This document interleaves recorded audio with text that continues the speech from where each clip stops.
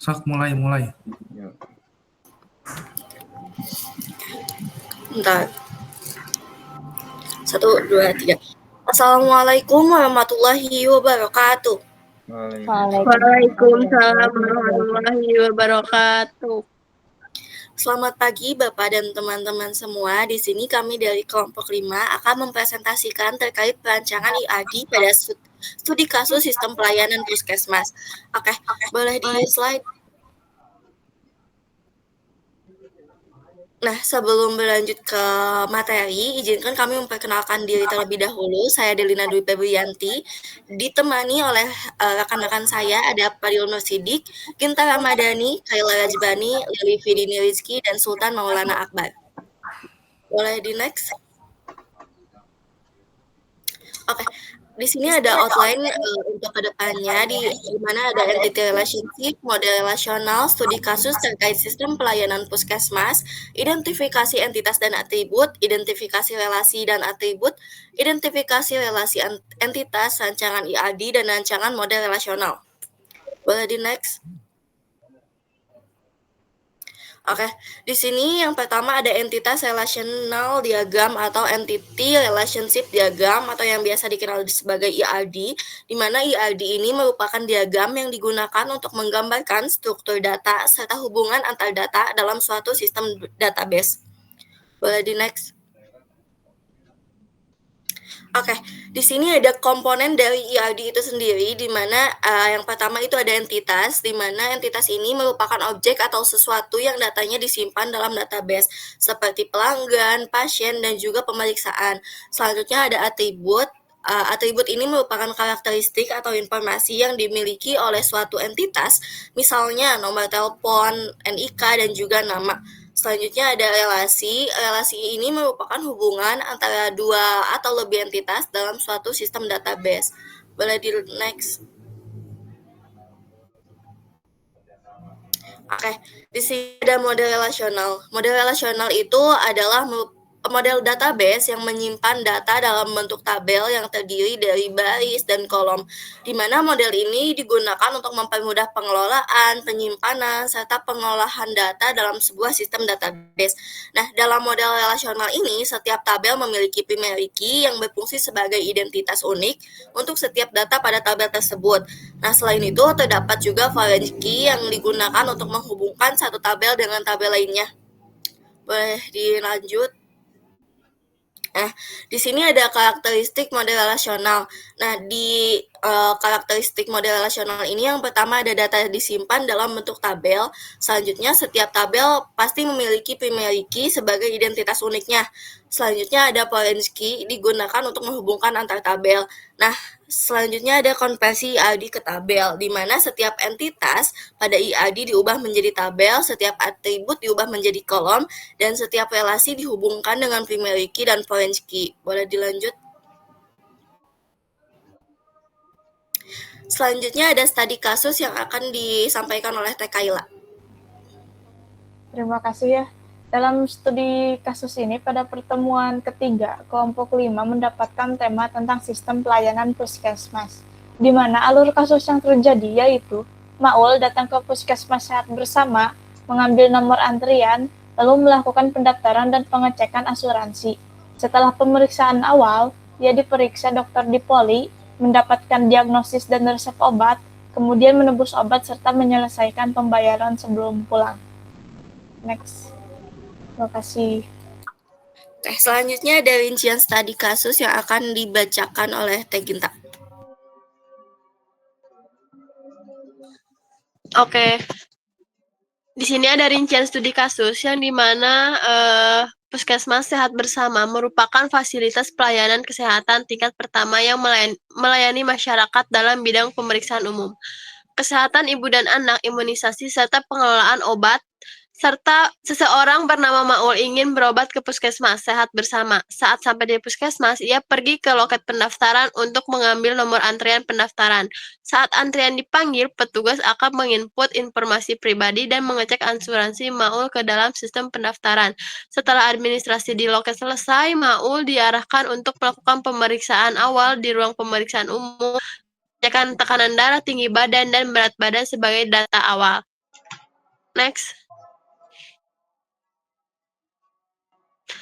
Setelah itu, Maul dirujuk ke poli yang telah dipilih untuk dilakukan tindakan oleh dokter. Setelah masuk ke ruangan poli yang dituju, dokter akan melihat data pemeriksaan awal dan melakukan pemeriksaan lebih lanjut. Dari hasil tindakan tersebut, dokter menyusun diagnosis ke dalam rekam medis pasien.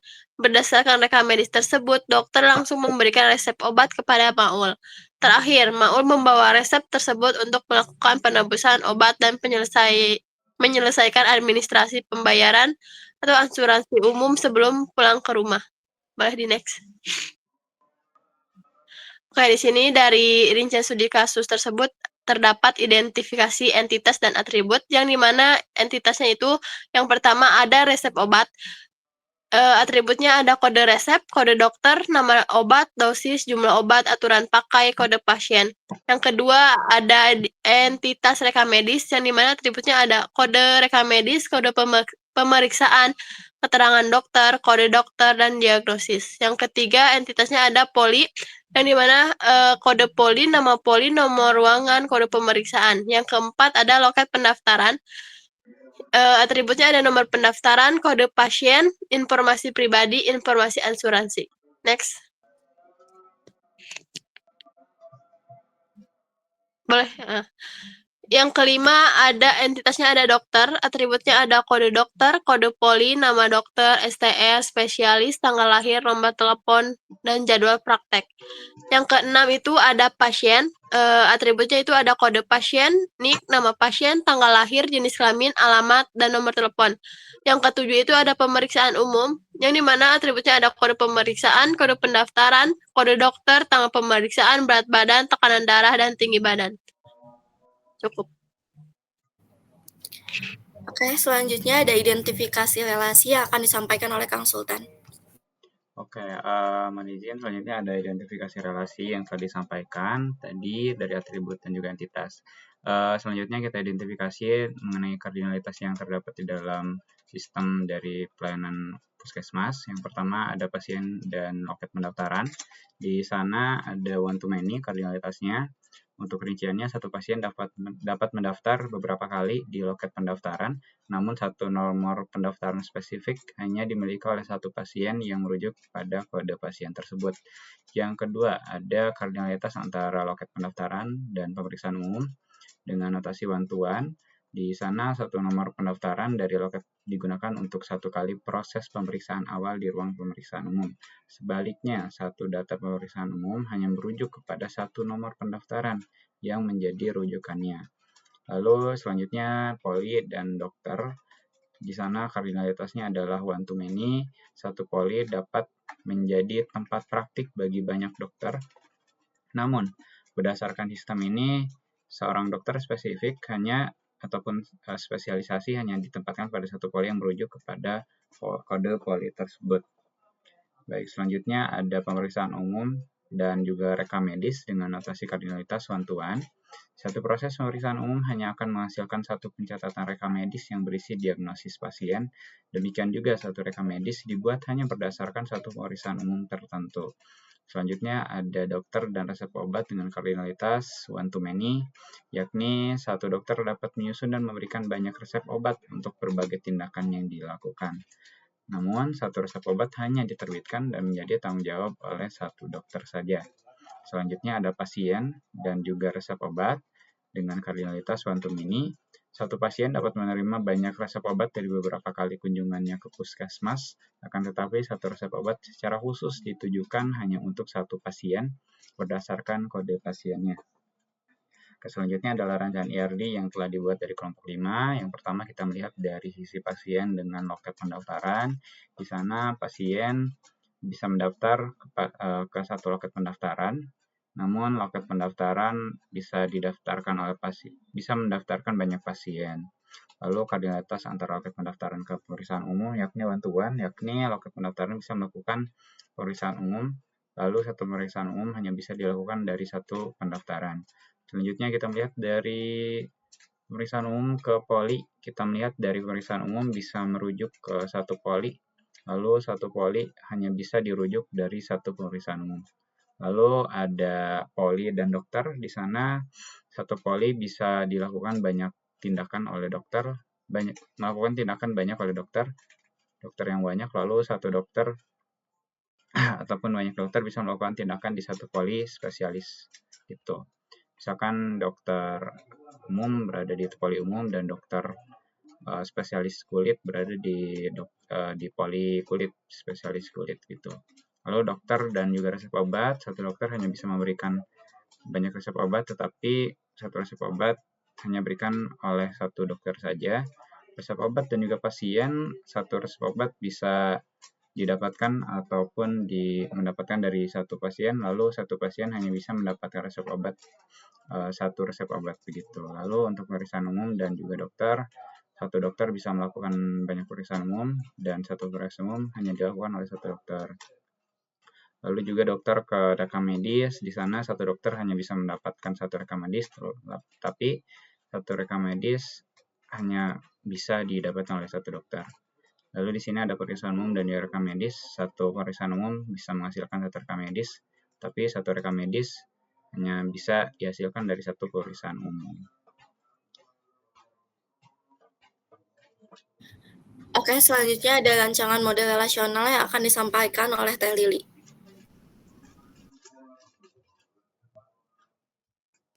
Oke, terima kasih Teteh.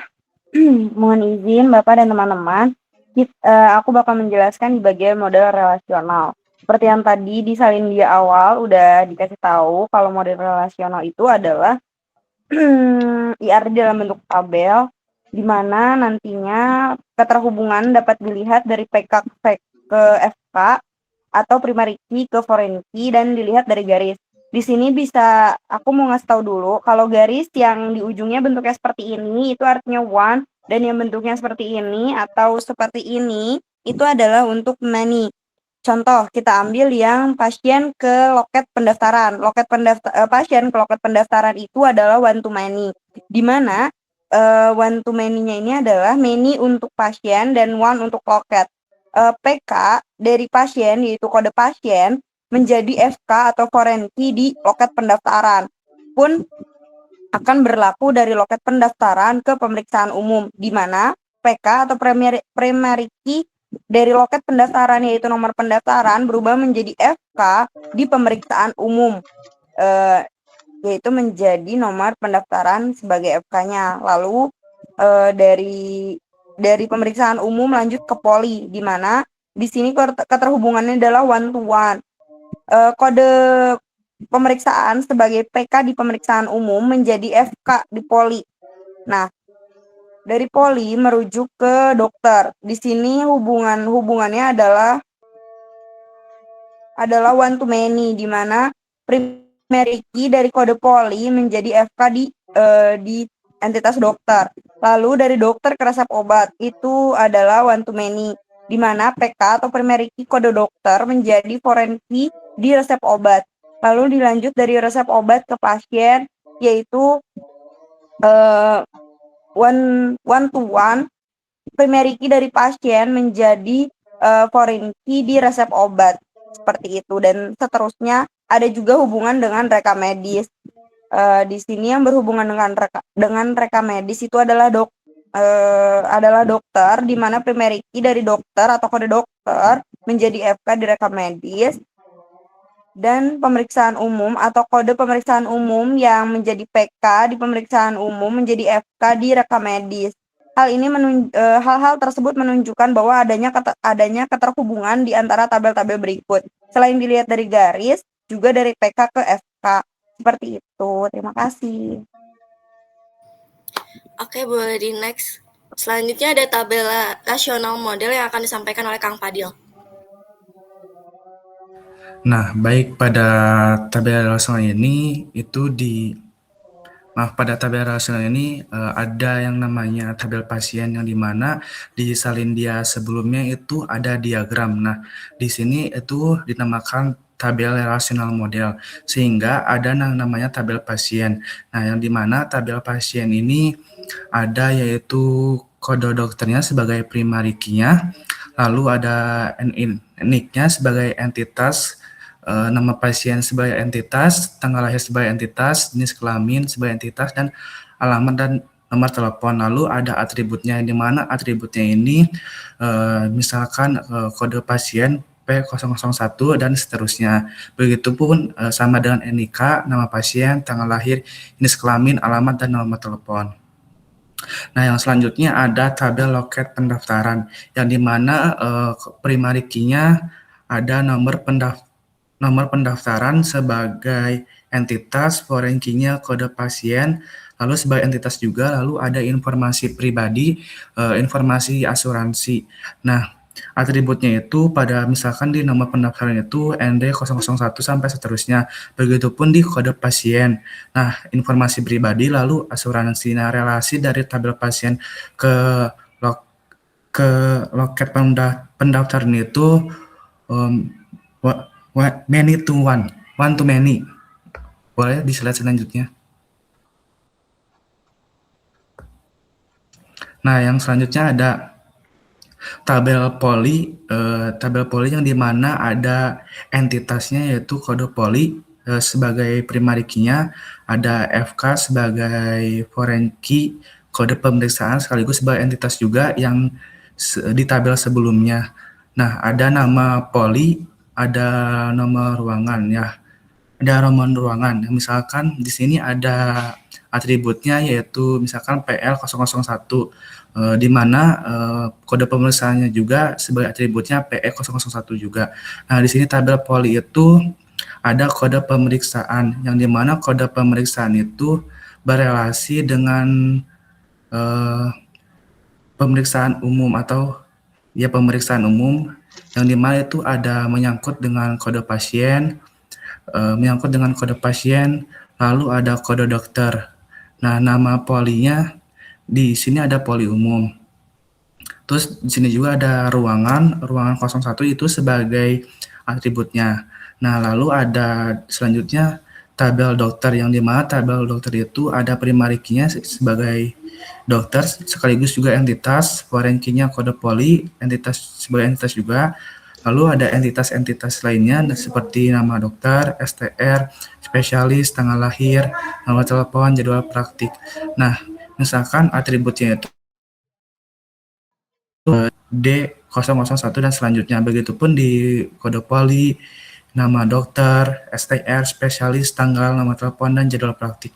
Nah, di foreign key ini kita bisa mengetahui, misalkan PL001, Dr. Hendra, berarti Dr. Hendra itu ada di poli umum ruangan 1. Kita bisa mengetahui di foreign key-nya, di kode polinya bisa mengetahui dokter tersebut bisa di poli mana dan ruangan berapa begitu. Oke, di next.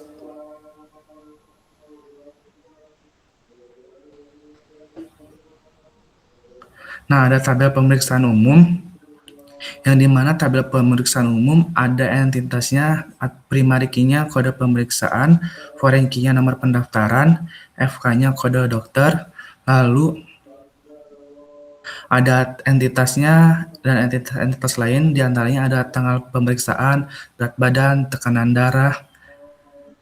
darah, dan tinggi badan. Yang dimana atributnya itu ada di, misalkan kita kasih contoh di atribut kode pemeriksaan yaitu PE001 dan atribut selanjutnya nomor pendaftaran ND001 dan seterusnya. Nah, di FK ini atau foreign key pada pemeriksaan umum itu ada nomor pendaftaran yang sehingga di mana kita bisa mengetahui si nama pasiennya itu siapa, lalu diperiksa oleh dokter siapa, dan tanggal pemeriksaannya serta berat badan si pasien tersebut. Nah, lalu ada tabel rekam medis yang dimana tabel rekam medis itu ada entitasnya, lalu foreign key-nya, primary key-nya juga sebagai kode rekam medis, ada FK atau foreign key-nya, kode pemeriksaan, lalu ada FK, foreign key, kode dokter, foreign key, kode pasien juga. Lalu di sini ada entitas-entitas lainnya seperti keterangan dokter dan diagnosis. Nah, yang dimana ada kode, misalkan kode rekam medis ini atributnya itu RM001 dan seterusnya. Nah, di FK ini atau forensinya ini kode pemeriksaan kita bisa tahu siapa pasien yang diperiksa, misalkan P001 itu ada nomor pendaftaran yang di mana nomor pendaftaran juga ada pasiennya juga. Nah, sehingga di kode dokter itu sama, misalkan kode dokter di tabel rekam medis yaitu forensinya kode dokter yang di mana D001 itu ada dari dokter Hendra, ya dokter Hendra Kusuma. Nah, lalu ada yang selanjutnya. Nah, di sini kan ada kode pemeriksaan yang berarti itu nomor pendaftaran. Nomor pendaftaran itu pasien. Nah, nomor pendaftarannya itu ada Jajang Suprianto. Nah, lalu ada kode pemeriksaan ini yang tabel sebelumnya, lalu ada kode pasien, maaf. Kode pasiennya itu ada di 001, P001 itu adalah Jajang Suprianto, begitu. Nah, relasi pada tahap pemeriksaan umum ke rekam medis ini one to many. One to one. Boleh di next. Nah, pada selanjutnya ada tabel resep obat. Yang di mana tabel resep obat ini ada PK sebagai primary key-nya itu kode resep, ada FK foreign key-nya itu kode dokter, lalu selanjutnya ada foreign key-nya juga kode pasien, nama obat sebagai entitas, dan entitas-entitas lain seperti dosis, jumlah obat, dan aturan pakai. Yang di mana atribut si primary key-nya itu kode resepnya itu ada di RS001 sebagai atribut, lalu di kode dokter juga ada D001 sebagai atribut juga, dan selanjutnya yang berhubungan dengan foreign key. Nah, di mana FK ini foreign key-nya ini dokter itu mengasih resep ke dokter Hendra Kusuma itu mengasih resep kepada pasien 001 yaitu Jajang Suprianto. Nah, Jajang Suprianto itu diberi obat oleh dokter Hendra Kusuma itu paracetamol 500 gram, lalu dosisnya itu 500 gram, lalu jumlah tabletnya, aturan pakainya, begitu. Nah, ringkasan dari 5 data yang saling berelasi ada pasien P001 itu sebagai Jajang, P002 sebagai Siti Nurhaliza, P003 sebagai Budi Susanto, P004 sebagai Dewi Rahmayanti, dan selanjutnya ada nomor pendaftaran seperti tadi ND001, ada poli umum sebagai Dokter Hendra, poli gigi Dokter DRG Ratna, poli anak Dokter Fajar, poli Kia Dokter Lestari, lalu ada poli mata Dokter Rizky. Lalu di sini ada kode pemeriksaan juga.